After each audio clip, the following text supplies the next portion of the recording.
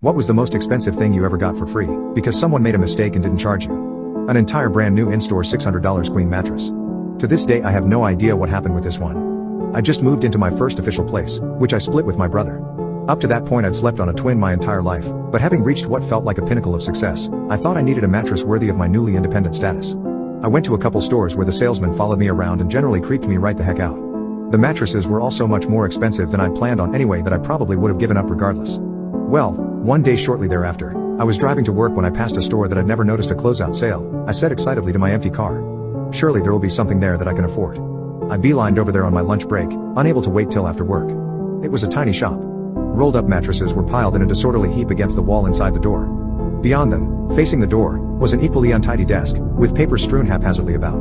To the right was the display floor, which had room for perhaps 8 to 10 mattresses to be out at a time. The middle-aged man behind the desk glanced up over his glasses as I entered.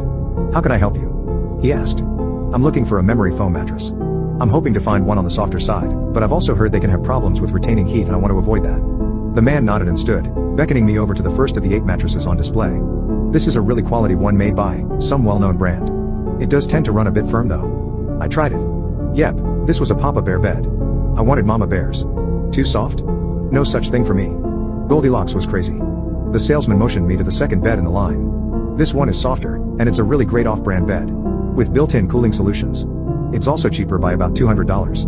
I sat on the edge, swung my feet up onto the protective cover across the bed, and sank down into utter bliss. This was it. I was astonished by how both squishy and supportive this mattress managed to be. It was like an endless hug from my mom, and I was absolutely sold. Once I managed to pry myself away, we headed over to the clutter-piled desk. The man told me my options: cash up front, about $600, or a finance plan, interest-free, of 3 payments, 1 per month. While I could have paid for it right there, I thought it would be easier on my budget if I didn't totally drain my account unnecessarily. He rummaged around for a while before unearthing the proper paperwork, and filled me in on the story of his doom store while I filled it out.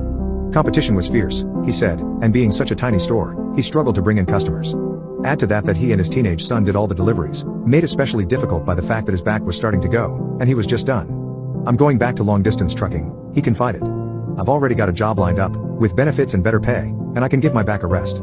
I handed him the paperwork, and he told me to come back after work and I could load up my bed after he'd processed my info. Promptly at 5 o'clock that night, I was back, card in hand and ready to load up. The salesman met me outside, apologetic. He'd not had time to run my paperwork, he said, but that was alright. I could still take the mattress that day, and he'd call me when he'd set up my payments. I couldn't complain too much about that, so his son helped me load the tightly rolled mattress into my hatchback and off I went. By the following week I'd still heard nothing back. The mattress had taken a couple days to air out, and it still smelled weird from newness, but overall I was loving it.